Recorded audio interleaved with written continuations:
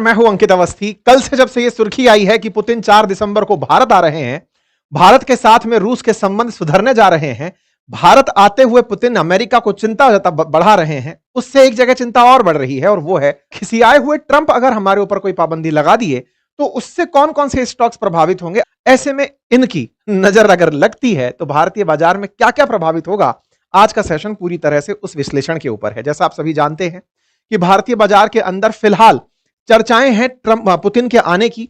ऐसे में अगर हमारे साथ सुखोई 57 की डील होती है तो भारत को टेक्नोलॉजी ट्रांसफर के नाम पर डिफेंस सेक्टर के अंदर उछाल आ सकता है। उछाल क्यों आ सकता है? क्योंकि डिफेंस के लिए टेक्नोलॉजी ट्रांसफर की बात भी पुतिन साथ लेकर आ रहे हैं। उनका कहना है कि भारत के साथ में SU-57 ट्रांसफर किया जा सकता है। ऐसा हुआ तो भारत के साथ में HAL, BEL, BDL जैसी जो तमाम कंपनियां हैं उनके स्टॉक्स में इजाफा हो सकता है। वहीं दूसरी तरफ आप जानते हैं कि अमेरिकी प्रभाव के चलते भारत ने तेल के अंदर कटौती कर दी है। टैरिफ के दबाव में हमने रूस से तेल खरीदना बंद कर दिया है। बंद कर दिया या कहिए कम कर दिया है। लेकिन लगातार रूस अब डिस्काउंट ऑफर कर रहा है। उसने इतना डिस्काउंट ऑफर कर दिया है कि फिर से रिफाइनरी इस असमंजस में है कि कितना घाटा झेलें और कितना नहीं। क्या रूट हो सकता है, इसका क्या बाईपास हो सकता है, इस पर भी विचार करेंगे। तो कहीं ना कहीं रिफाइनरीज के स्टॉक्स में भी वृद्धि देखी जा सकती है।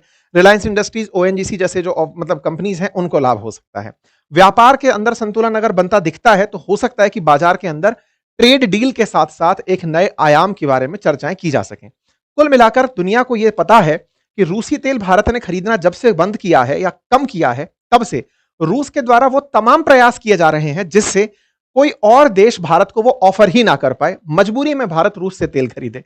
हाल ही में रूस ने हमें अब तक का सबसे बड़ा डिस्काउंट ऑफर कर दिया है और ये डिस्काउंट जो है ना, इसके बारे में कहा जा रहा है कि पिछले 2 सालों में सबसे बड़ा डिस्काउंट है जो रूस ऑफर कर रहा है। लोगों का मार्केट एनालिस्ट्स का कहना है कि भारत को $7 पर बैरल तक डिस्काउंट ऑफर किया जा रहा है। इंटरेस्टिंग एक चीज और निकल कर आई और वो क्या है, अभी क्या हो रहा था कि अमेरिका ने 2 बड़ी कंपनियों के ऊपर सैंक्शंस लगाए थे। उनमें से एक ल्यूकॉइल थी और एक रोजनेफ्ट थी। उन 2 कंपनियों के ऊपर अमेरिका ने सैंक्शंस लगा दिए थे कि भाई इन 2 कंपनियों से भारत व्यापार नहीं कर सकता है, दुनिया का कोई भी देश अब व्यापार नहीं करेगा। ठीक बात है। रूस ने इसका तोड़ निकाला। अब इस तोड़ को मैं थोड़ा सा अलग कहानी से समझाता हूं। कहानी यह है, जैसे कई बार ना जैसे मैं राजस्थान के अंदर शराब विभाग से जुड़ा रहा था तो मैंने ये ऑब्जर्व किया था कि अवैध शराब ट्रांसपोर्ट कैसे होती है। तो हरियाणा में राजस्थान से सस्ती शराब मिलती है और गुजरात हमारे ड्राई स्टेट है। तो राजस्थान के एक तरफ हरियाणा और एक तरफ गुजरात है। तो हरियाणा में शराब राजस्थान से सस्ती है और गुजरात में ड्राई स्टेट है। ड्राई स्टेट है लेकिन जनता जिनको पीनी है वो तो पिएंगे। ऐसे में होता क्या था कि अवैध तस्करी होती थी और अवैध तस्करी ऐसे होती थी कि ट्रक निकलते थे भर करके हरियाणा से राजस्थान क्रॉस करते हुए गुजरात की यात्रा पर। और ऐसा माना जाता था कि 50 लाख की दारू ले जाने वाला हरियाणा से ट्रक 2 करोड़ तक का माल गुजरात में बेच कर आएगा। तमाम सरकारी प्रयास, सारी संगठित तरीके उन सबको रोकने के लिए किए जाते थे, लेकिन फिर भी जिन्हें जाना होता था माल बेचने के लिए वो ट्रक की बलि चढ़ा देते थे। कोई बात नहीं, माल डूब गया, अगर 3 ट्रक में से 1 डूब भी गया तो हमारे 2 ट्रक तो सारा कमा के दे जाएंगे। इतना ज्यादा वो लोग सोच करके ट्रेवल करते थे। इस पूरी कहानी में कई फेक तरीके अपनाए जाते थे। कई बार टैंकर में भर के शराब जा रही है जिसके बारे में आप सोच ही नहीं सकते। दूध के टैंकर में शराब भर के जा रही है। एम्बुलेंस में शराब जा रही है कि आप सोचेंगे नहीं कि इसमें शराब जा रही है। इस तरह से अवैध तस्करी होती थी। एक फिल्म भी बनी है बॉलीवुड की, रईस के नाम से, अगर आपने देखी हो, वो भी अवैध तस्करी के ऊपर है। अब ये जो अवैध तस्करी है ये होती क्यों है? जब आपको पता है कि इसके बारे में कानूनन मना किया गया है, रूसी तेल को मना किया गया, तो रूस ने इसका एक ऑल्टरनेट डेवलप किया। उन्हें पता है कि तेल से ही हमारी इकोनॉमी चलती है। भारत बड़ा खरीदार है और भारत को तेल खरीदना है। और जब भारत बड़ा खरीदार है तो उसका ऑल्टरनेट क्या है? उन्होंने एक शैडो फ्लीट तैयार करी। और शैडो फ्लीट कैसे तैयार करी कि उन्होंने जिस तरह के जहाज तेल के लेकर चलते थे वैसे ही जहाज बनाए, लेकिन उनके अंदर कोई भी नंबर प्लेट नहीं, यानी कि किसी तरह का कोई झंडा नहीं, कोई भी ऑफिशियल उसके ऊपर मार्किंग नहीं। साथ ही साथ ये सारी चीजें ना होते हुए भी कोई ट्रैकिंग सिस्टम नहीं। ऐसे जहाज उन्होंने पानी में उतार दिए। ये पानी के अंदर चलेंगे, इन्हें कोई रोक कर पूछेगा तो भी यहाँ आए बाएं मारने लग जाएंगे। कोई कहेगा हम तो क्रोएशिया के हैं, कोई कहेगा हम तो अर्जेंटीना के हैं। कुछ भी कहो, आपके पास कुछ है ही नहीं पता। डुप्लीकेट कागज पकड़ाकर आप किसी भी देश का कागज दिखा सकते हो कि साहब हम तो उसके हैं। नकली कागज बनाना, जब पासपोर्ट नकली बन जाते हैं तब कागज की क्या बात है साहब। तो इस तरह से इन्होंने शैडो फ्लीट उतार दी। और ये बात मजाक में नहीं है, ये रियलिटी में बाहर निकल कर आई।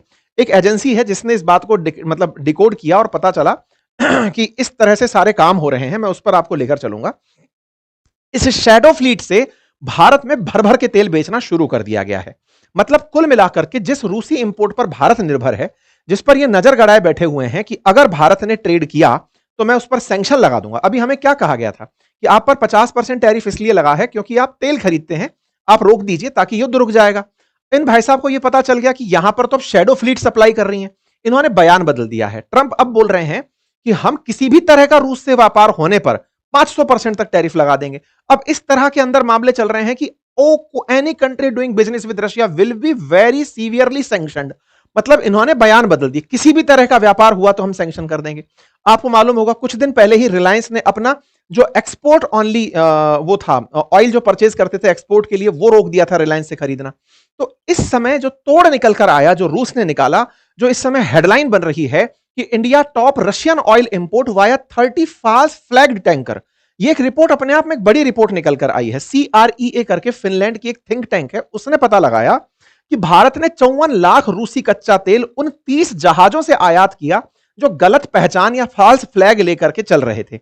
Centre for research on energy and clean air ने कहा कि भारत ने जनवरी से सितंबर 2025 के बीच में जो तेल आयात किया, इस अवधि में भारत दुनिया भर में ऐसी गलत पहचान से तेल ले जाने वाले जहाजों की सबसे बड़ी मंजिल बना था। आंकड़ा क्या दिया इसने कि 9 महीने में कुल 113 रूसी जहाज गलत झंडे के तहत संचालित हुए थे। उन्होंने लगभग 11 मिलियन टन 21,000 करोड़ रुपए का कच्चा तेल ढोया था। इनमें से अकेले 10,000 करोड़ का 54 लाख टन भारत में तेल पहुंचा था। अर्थात रूस जो है वो पहले से तैयारी कर रहा था ट्रंप के काल से कि ये जिस समय पर इस तरह तेल पर पाबंदी लगाएंगे, उस समय पर मैं डुप्लीकेट जहाजों से, जहाज तो असली ही होंगे, जहाज तो ऐसे ही होंगे, लेकिन बिना पहचान के जहाज होंगे। ये तेल के जहाज होते हैं ना, ये बहुत बड़े होते हैं, काफी सारा जहाज तेल एक साथ ले जाने के लिए होते हैं। और अभी भी दुनिया भर के जो जहाज पानी में चलते हैं वो असली देश के नाम पर नहीं चलते हैं। इसीलिए अभी थोड़े दिन पहले जो स्वेज कैनाल के अंदर फंस गया था जहाज, चाइना का पता चला, फिर जापान का पता चला, मतलब इसमें सब कुछ अलग अलग तरह से चल रहा होता है। तो ऐसे करके इन जहाजों से तेल ढोने के बारे में विचार चल रहा है। मतलब विचार क्या चल रहा है, ऑलरेडी तेल इस तरह से सप्लाई किया जा रहा है। इसीलिए खबर बनती है ships are flying false flag to dodge sanctions. Sanction से बचने के लिए एक नया तरीका रूस इजाद कर चुका है। इस सैंक्शन के अब इससे बचने के लिए अमेरिका क्या कर रहा है, वो ईरान फॉर्मूला हम पर अप्लाई कर रहा है। वो क्या कर रहा है, अमेरिका ऐसा थोड़ी है नहीं जानता इस बात को कि नकली जहाज जा रहा है, मतलब कि बिना गलत जहाज झंडे के साथ जा रहा है। उसने फिर तरीका निकाला, अगर कोई भी कंपनी इससे इन्वॉल्व पाई गई जो तेल खरीद रही है, उसको सैंक्शन कर देंगे। तो ईरान फॉर्मूला यही था। पहले ईरान भी इस तरह के मतलब फॉल्स फ्लैग वाले जहाजों से माल सप्लाई कर रहा था। तो आप देखिए फरवरी में हमारी कई कंपनियों के ऊपर पाबंदी लगी, 4 इंडियन फर्म्स के ऊपर पाबंदी लगाई अमेरिका ने। फिर अगस्त में 6 इंडियन कंपनीज पर लगाई कि आप ईरानियन तेल खरीद रहे हो। अर्थात आप देखें, आप अक्टूबर 9 में भी देख रहे हैं तो 50 एंटिटीज को यूएस ने सैंक्शन किया, ये कहते हुए कि आप ईरानियन तेल खरीद रहे हो या ईरान के साथ ऑयल ट्रेड कर रहे हो। मतलब ये जो फॉल्स फ्लैग वाला कंसेप्ट है ना, इसको पकड़ने के लिए अमेरिका प्रयास तो करता है। तरीका यह है कि सरकारों पर प्रतिबंध नहीं लग सकता, तो किस पर लगता है, उन कंपनियों पर जो ट्रेड करती हैं। ऐसे में ट्रेड करने वाली कंपनियां भी फॉल्स क्रिएट की जाती हैं। मतलब ऐसा नहीं है कि भाई सीधा सीधा अंबानी का नाम डाल दिया या फिर रोजनेफ्ट का नाम डाल दिया, नहीं, फिर कंपनी उसमें भी शेल कंपनीज बनती हैं जो ऑयल खरीद करके सप्लाई मार रही होती हैं। तो कुल मिलाकर के ये सारे काम अभी भी चल रहे हैं। खैर, इन सभी बीच बचाव में सस्ता तेल ही कहानी है और टैरिफ से बचना सबसे बड़ी जिम्मेदारी है। 50% टैरिफ अभी चल रहा है, उसके बावजूद भारत का बाजार ऑल टाइम हाई चल रहा है। इस ऑल टाइम हाई चलते बाजार ने पिछली बार का रिकॉर्ड तोड़ दिया है। अब जब बाजार इतना अच्छा चल रहा है तो पुराने दिन याद आ जाते हैं। पुराने दिन कब, जब ट्रंप ने पहली बार रेसिप्रोकल टैरिफ की बात की थी और बाजार टूटकर धड़ाम से नीचे आ गया था। बाजार से लगभग 7.5 लाख करोड़ रुपए एक बार में ही साफ हो गए थे। 7 अप्रैल की खबर है, 20 लाख करोड़ भारतीय बाजार से साफ हो गए थे जब अमेरिका ने रेसिप्रोकल टैरिफ लगाया था। ऐसे ही जब 50% टैरिफ का अनाउंसमेंट हुआ तो 6 लाख करोड़ भारतीय बाजार से साफ हो गए। मतलब क्या है, स्टॉक एक्सचेंज से, यानी कि भारत के सेंसेक्स से और निफ्टी से जो कंपनियां लिस्टेड हैं या भारत के अंदर जितनी भी मार्केट के अंदर चल रही ट्रेडिंग कंपनीज हैं, उन सबके स्टॉक्स की वैल्यू गिर जाती है जब टैरिफ की सूचना आती है। अब टेंशन ये हो रही है कि जैसे ही 50% टैरिफ लगा तो भारत का textile, James, jewellery, leather, footwear, marine और इंडस्ट्रियल गुड्स, ये सभी सेक्टर प्रभावित हुआ। कितना प्रभावित हुआ, तो मैं आपको एक आंकड़ा देता हूं। भारत के ये जितने भी सेक्टर्स हैं उनके द्वारा इतने रुपए का एक्सपोर्ट किया जाता है। आज की रिपोर्ट है जिसमें पता चलता है कि भारत पिछले 5 महीने में अपने एक्सपोर्ट में 28.5% गिरावट देखा है 5 महीने के अंदर। अब जब हमारे एक्सपोर्ट में ही कमी है तो मुनाफा कहां से कमाएंगे। तो हमारे एक्सपोर्ट में कमी क्यों है, क्योंकि टैरिफ लग चुका है। 50% टैरिफ है तो अमेरिकी लोग सामान नहीं मंगा रहे, महंगा पड़ रहा है। अब डर इस बात का है कि अगर ये टैरिफ बढ़ाकर ये व्यक्ति 500% कर दिया, मतलब इसने टैरिफ और लगा दिया कि लो तुम्हारे ऊपर पनिशमेंट, तो टैरिफ लगने से मुसीबत क्या खड़ी हो जाएंगी कि आने वाले समय में भारत का सामान अमेरिका खरीदेगा ही नहीं। टैरिफ बढ़ गया तो अमेरिकियों के लिए वो बहुत महंगा पड़ने लगेगा। इससे हमारा जो $40 बिलियन का मुनाफा होता है अमेरिका से व्यापार करके, वो प्रभावित हो जाएगा। ये इस समय की एक बड़ी चुनौती बनी हुई है। साथ ही साथ अमेरिकी रवैये से हमारे जो स्टॉक एक्सचेंज में फॉरेन इन्वेस्टर्स आते हैं ना, इंस्टीट्यूशनल इन्वेस्टर्स, वो किनारा कर रहे हैं। मैं आपको आंकड़ा देता हूं, जनवरी से मार्च में 1.25 लाख करोड़ रुपए निकाल लिया इन लोगों ने, जुलाई से सितंबर में 1 लाख करोड़ रुपए निकाल लिया, 14,000 करोड़ अक्टूबर में निकाल लिया। ये भारतीय बाजार से पैसा निकाल रहे हैं। ऐसे में स्टॉक मार्केट से भी विदेशी मुद्रा के नाम पर डॉलर बाहर जा रहा है, हमारे एक्सपोर्ट बाधित हो रहे हैं। तो हमारे लिए पुतिन की जो यात्रा है ना, ये फायदे की है या मतलब नुकसान की है, इसका मार्केट में पता तब चलेगा जब ट्रंप का रिएक्शन बाहर आ जाएगा। कब? 4-5 दिसंबर को, पुतिन की यात्रा के बाद। पुतिन की यात्रा में अगर कोई बड़ा समझौता होता है तो ट्रंप बौखलाएंगे, ये तय है। वो बौखलाएंगे तो टैरिफ के रूप में ही बिखरेंगे। जब टैरिफ के रूप में बाहर निकल कर आएंगे तो उसी के परिणाम हमारे स्टॉक्स के ऊपर देखने को मिल सकते हैं। पुराना इतिहास ये कहता है। लेकिन हां, क्या ये परमानेंट होंगे? तो देखिए, बात ऐसी है कि भारत ने इनके टैरिफ का इलाज खुद से ढूंढ लिया। इस बार भी डोमेस्टिक जो इन्वेस्टर्स थे, हमारे इंस्टीट्यूशनल इन्वेस्टर्स, उन्हें एफआईआई को काउंटर किया है। बढ़िया से हमारे इतना इन्वेस्टमेंट किया है घरेलू निवेशकों ने कि विदेशी निवेशकों का हमारे ऊपर असर ही नहीं पड़ा उनके पैसे निकालने का। लेकिन भारतीय बाजार को विदेशी मुद्रा की हमेशा आवश्यकता होती है।